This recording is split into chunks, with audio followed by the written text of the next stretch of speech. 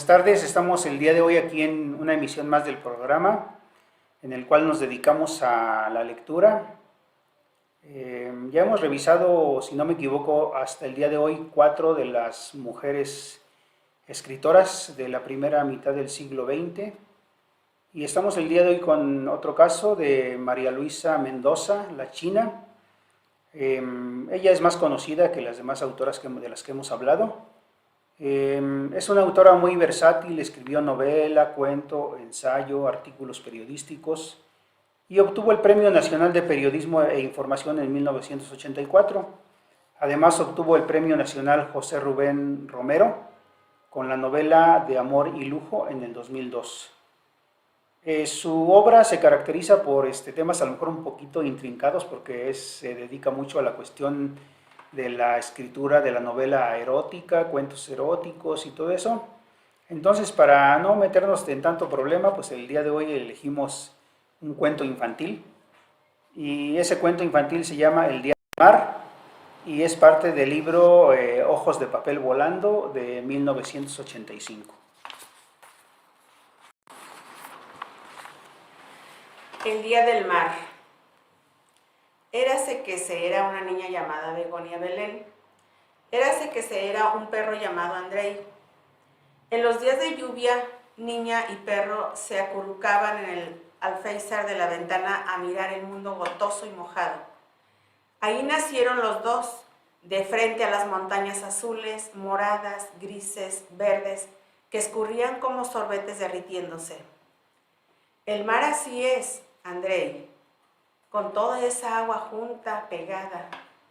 Haz de cuenta un vaso grandísimo, una tina llena, una presa 10 veces, la laguna de Yuriria sin final. Pensaba Begonia en voz alta y Andrei recibía su pensamiento pensándolo. Igual mordisqueaba un caramelo a ruiditos rápidos y pequeños de varitas quebrantándose, o piedras de río, canicas, semillas. Las casas del pueblo se acuclillan en la cañada y duermen de noche con una luz encendida, y de día se asolean y hacen relumbrar sus azoteas de cal donde van y vienen las ropas de los tendederos que al aire menean. Bajo el aguacero solo espejos, pintadas de colores claros, son, para Begonia y Andrei en la ventana, verdes mandarinas agrias, vestidos rosas de domingo, paletas de piña, pétalos de magnolia. Begonia y Andrei vivían en lo alto del cerro y por eso la ventana les llenaba de paisaje. Las casas son como dados de madera, Andrei. Podemos bajar por ellas si somos gigantes. Si queremos ir al mar, con crecer y bajar. Imagina que el mar está ya atravesando nada más en la estación del ferrocarril, sin necesidad de subirse al tren. Que no hay campo, ni ranchos, ni la huerta de Santa Teresa, sino el mar pelón solo con barcos a lo lejos y olas de tul y peñas negras iguales a tus uñas, y caracoles mojados como tus dientes, y la arena es tan suave y tibia como tu panza, y el agua se mueve como tu cola, se enchina quedito los cabellos. Begonia desde la ventana. Mira, Andrei, ya no llueve. Se ve la E, que es la casa de doña Carmelucha Bustos. Tiene 3 corredores y una puerta. Hay la L, la tienda, el mostrador y los tejocotos en miel. Sí, y las ramonas, de hielo raspado, grosella, limón. Y ahí está la M, la parroquia, las torres y las campanas. ¿Ya viste que el kiosco es una R de techo curvo? Y antes viene la A, que es la bandera del Palacio Municipal. Si juntas las letras, Andrei, ¿qué dicen? Dicen el mar. Los papás de Begonia no eran lo que se llaman pobres, pero eran pobres. No podían llevar a Begonia a conocer el mar, y menos aún a Andrei. A lo mejor en diciembre, decía papá. O te invita tu abuela, decía la mamá. Andrei meneaba la cola a la promesa, pues Begonia le jalaba las orejas pensando que sí, que él iba también, y Andrei pensaba lo que la niña pensaba, y eran felices. Begonia no era bonita, lo que se denomina bonita, y Andrei no era feo, requete feo. Sus bellezas la circundaban en verdad la bondad y la infancia leal, inocente. Inseparables les pertenecía el pueblo entero, los árboles y el mercado, y sus juegos de pensar cuando caían los aguaceros. Jugaban a ir al mar. Andrei guardaba para ella los cojincitos rasposos y curvos de las patas, que Begonia acariciaba nada más, y se los veían quienes eran capaces de fijarse en ellos al saltar el animal de gusto jugando a la pelota. Andrei comía pedacitos de pan que Begonia le daba, dulces, gajos de naranja, trozos de pastel, y relamía sus bigotes, la fría nariz, el belfo del hocico noble. La lengua rodeaba la trompa, y al bostezar se enroscaba para que su ama riera a carcajadas. Una tarde Andrei resbaló en la barranca, rodó asustado, desprevenido y rompiéndose una pata. La niña fue bajando con cuidado por el precipicio hasta él, que temblaba de la sorpresa y del dolor. Con muchos trabajos Begonia se lo echó a la espalda como las mujeres cargan a sus hijos en los rebozos. El perro puso sus patas delanteras en los hombros de la pequeña y ella las manos bajo las ancas de Andrei, para subirlo hasta el camino y llevarlo así a la casa. Niña y perro en el amor, hijos de Dios los dos. Niña con joroba, perro de carita llorosa recargada junto a la cara de la enfermera. Niña y perro. Para Andrei nadie era más bello y bueno en el universo suyo de perro, ni una pierna de pollo, ni un triángulo de mamón con chocolate, ni un plato lechero. Para Begonia, las orejas agachadas de Andrei, los ojos apretados de estrellas mínimas y misteriosas, los bufidos al ras de la tierra, en el centro de las flores donde una vez había el piquete de la abeja, en los zapatos del papá, en la bolsa del mandado de la mamá. Todo eso significaba a la niña el mayor regalo de su vida cerrada de niña. El perro ladraba "guau" en español y "arf" en inglés como los perritos de las caricaturas. Así era bilingüe, a diferencia de los animales que hablaban un solo idioma. La gallina cacarea, la vaca muge, el toro brama, el león ruge, el pollo pía, las ranas croan, los corderos balan, los grillos estridulan. Andrei sabía igual aullar, gruñir, gañar si lo lastimaban, y lamer humilde y aternurado la mano de la caricia. Entonces ronroneaba. Ella bien sabía que era un perro gato, y también un gato perro paloma. Cada año llega diciembre y la negación del mar. Otra vez la promesa hasta dentro de 12 meses. Begonia y Andrei salieron a pasear tristeando la vieja nueva. El pobre perro ni siquiera figuraba en el viaje, si esto hubiera sido. Descendieron lentamente al cerro, no como gigantes, sino serpenteando esquinas, postes, bardas y jardines. A pasos de tortuga, 6 pasos sin esperanza, uno a uno rumbo a la presa del agua café, al pretil que la circunda y donde solían sentarse a hablar del mar, de diciembre, de cómo correrían por la playa abajo de las gaviotas. La presa calmada, lisa, ni una ola, mecedora, colcha ocre. Mira, Andrei, el mar. El perro cojeando brincaba gracioso, baile de 3 puntas. Nunca se equivocó si las nubes eran el mar, o las copas de los árboles, o lo que a Begos más ganas le daban en las comparaciones. Así, la presa de la olla, convertida una vez más en mar.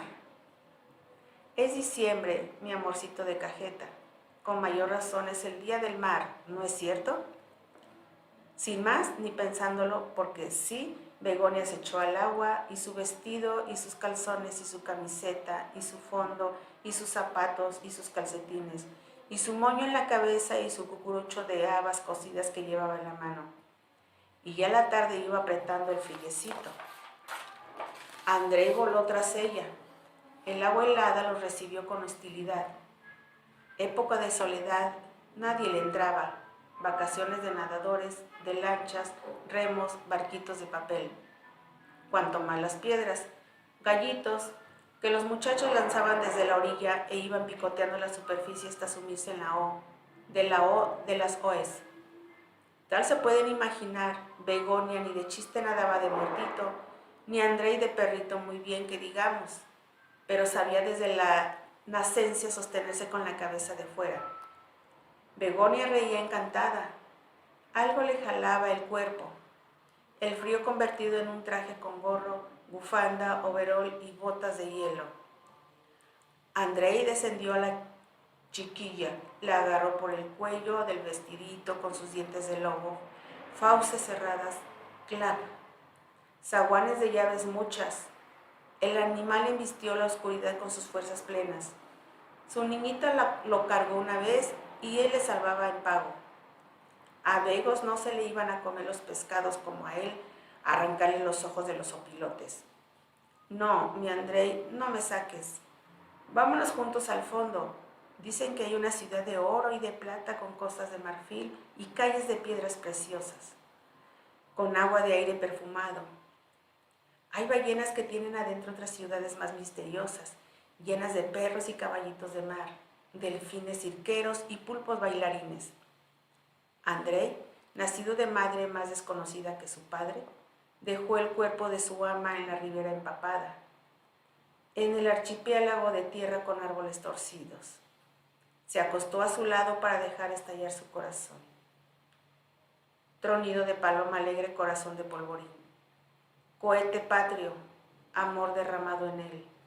Repleto de amor, amor juguetón, pachón, de leche hirviendo. Interminable amor de perro, amor que se va colorando por la boca y las orejas. Y por la nariz de carbón, amor de su corta, leal vida de perro.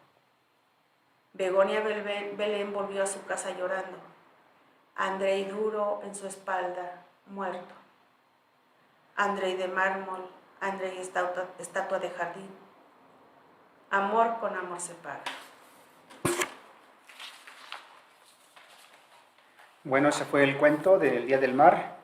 Ahora vamos a ver si nos da tiempo. Vamos a leer, como habíamos dicho, esta obra de John Kenneth Turner, que habla de los esclavos de Yucatán y otros temas muy interesantes.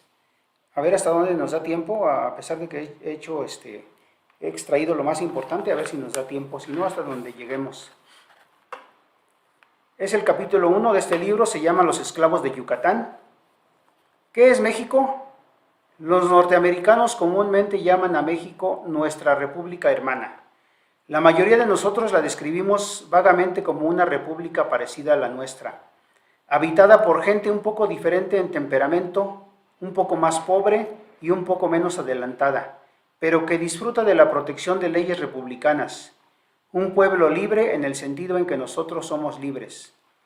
Algunos que hemos visto el país a través de la ventanilla del tren o que lo hemos observado en las minas o haciendas, describimos esa tierra al sur del río Bravo como regida por un paternalismo benévolo, en el que un hombre grande y bueno todo lo ordena bien para su tonto pero adorado pueblo. Yo encontré que México no era ninguna de esas cosas. Descubrí que el verdadero México es un país con una constitución y leyes escritas, tan justas en general y democráticas como las nuestras, pero donde ni la Constitución ni las leyes se cumplen. México es un país sin libertad política, sin libertad de palabra, sin prensa libre, sin elecciones libres, sin sistema judicial, sin partidos políticos, sin ninguna de nuestras queridas garantías individuales, sin libertad para conseguir la felicidad. Es una tierra donde durante más de una generación no ha habido lucha electoral para ocupar la presidencia, donde el poder ejecutivo lo gobierna todo por medio de un ejército permanente, donde los puestos políticos se venden a precio fijo. Encontré que México es una tierra donde la gente es pobre porque no tiene derechos, donde el peonaje es común para las grandes masas y donde existe esclavitud efectiva para cientos de miles de hombres. Finalmente, encontré que el pueblo no adora a su presidente, que la marea de la oposición, hasta ahora mantenida a raya por el ejército y la policía secreta, llegará pronto a rebasar ese muro de contención. Los mexicanos de todas clases y filiaciones coinciden en que su país está a punto de iniciar una revolución a favor de la democracia. Si no una revolución en tiempo de días, puesto que éste ya es anciano y se espera que pronto muera, sí una revolución después de días.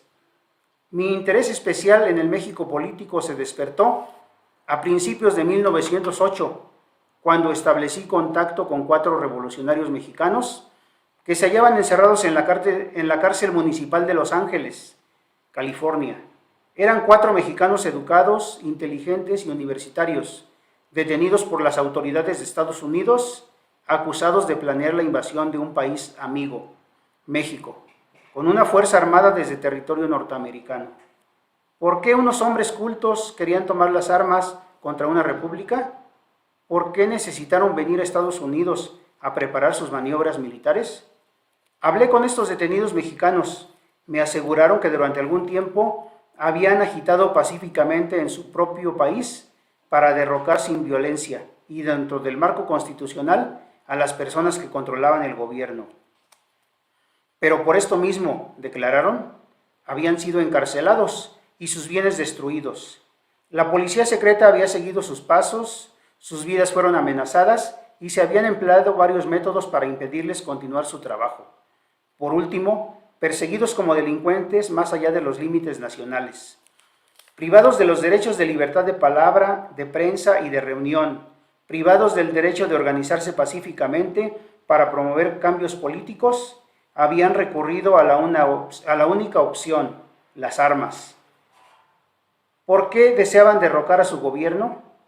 Porque éste había dejado a un lado la Constitución, porque había abolido los derechos cívicos que, según consenso de todos los hombres ilustrados, son necesarios para el desarrollo de una nación, porque había desposeído al pueblo de sus tierras, porque había convertido a los trabajadores pobres en siervos, peones y algunos de ellos hasta en verdaderos esclavos. ¿Esclavitud?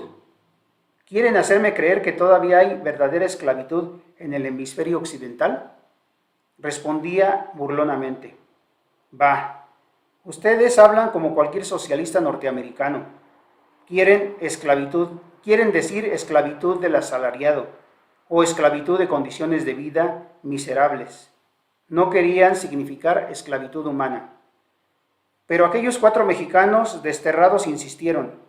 Sí, esclavitud, dijeron, verdadera esclavitud humana.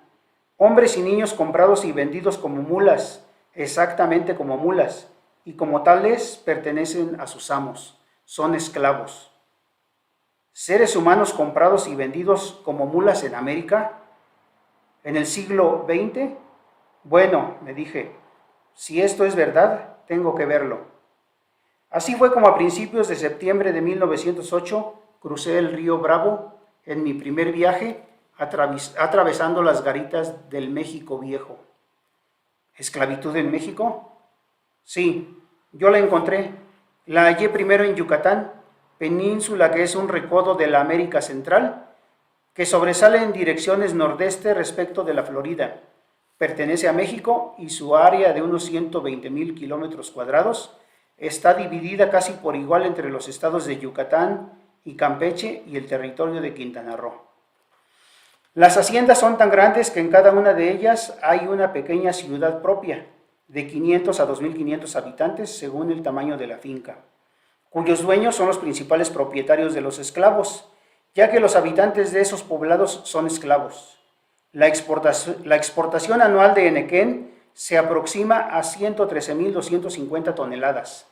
La población del estado es de alrededor de 300,000 habitantes, 250 de los cuales forman el grupo de esclavistas, pero la mayor extensión y la mayoría de los esclavos se concentran en manos de 50 reyes del henequén. Los esclavos son más de 100,000. Con el propósito de conocer la verdad por boca de los esclavistas mismos, me mezclé con ellos ocultando mis intenciones. Mucho antes de pisar las blancas arenas de Progreso, el puerto de Yucatán, Ya sabía cómo eran comprados o engañados los investigadores visitantes, y si estos no podían ser sobornados, se les invitaba a beber y a comer hasta hartarse, y una vez así halagados, les llenaban la cabeza de falsedades y los conducían por una ruta previamente preparada. En suma, se les engañaba tan completamente que salían de Yucatán con la creencia, a medias, de que los esclavos no eran tales, que los 100,000 hambrientos, fatigados y degradados peones vivían tan contentos con su suerte que sería una verdadera vergüenza otorgarles la libertad y la seguridad que corresponden en justicia a todo ser humano. El papel de la farsa que desempeñé en Yucatán fue el de un inversionista con mucho dinero que quiere colocarlo en propiedades enequeneras. Como tal, los reyes del Enequén me recibieron calurosamente. En verdad fui afortunado al llegar al estado en esa época, pues antes del pánico de 1907 era política bien entendida y unánimemente aprobada por la Cámara Agrícola, organismo de los agricultores, que no debía permitirse a los extranjeros el negocio del Enequén. Esta actitud se debía a que las utilidades eran enormes y los ricos yucatecos querían cortar el bacalao para ellos solos, pero especialmente por el temor de que por mediación de los extranjeros fueran conocidas en el mundo todas sus fechorías. El pánico de 1907 arruinó el mercado del Enequén por algún tiempo. Los enequeneros eran un grupo de pequeños Rockefeller, pero necesitaban dinero en efectivo y estaban dispuestos a aceptarlo del primero que llegase. Por esto mi imaginario capital era el ábrete sésamo para entrar en su grupo y en sus fincas. No solo discutí con los reyes cada una de las fases de la producción del Enequén, sino que mientras quedaba libre de vigilancia, observé las condiciones normales de la vida de millares de esclavos. El principal entre los reyes del Enequén de Yucatán es Olegario Molina, exgobernador del estado y secretario de Fomento de México. Sus propiedades, tanto en Yucatán como en Quintana Roo, abarcan más de 6 millones de hectáreas, un pequeño reino. Los 50 reyes del Enequén viven en ricos palacios en Mérida, y muchos de ellos tienen casa en el extranjero. Viajan mucho, hablan varios idiomas, y con sus familias constituyen una clase social muy cultivada. Toda Mérida y todo Yucatán, y aún toda la península, depende de estos 50 reyes del Enequén. Naturalmente dominan la política de su estado, y lo hacen en su propio beneficio. Los esclavos son 8,000 indios yaquis importados de Sonora, 3,000 chinos y entre 100,000 y 125,000 indígenas mayas, que antes poseían las tierras y que ahora dominan los amos enequeneros. Seguramente el pueblo maya representa casi el 50% de la población yucateca y aún la mayoría de los 50 reyes del Enequén son mestizos de maya español. Los mayas son indígenas, aunque no indios, en el sentido norteamericano común de esta palabra. No son como los de Estados Unidos y se les llama así tan solo porque habitaban el hemisferio occidental cuando llegaron los europeos. Los mayas tenían una civilización propia cuando los españoles los descubrieron, y se sabe que su civilización era tan avanzada como la de los aztecas del centro de México y la de los incas de Perú. Bueno, ya no me da más tiempo, así es que la siguiente continuamos con esta. No es una novela, sino es una narración de la realidad de John Kenneth Turner que habla de los esclavos de Yucatán.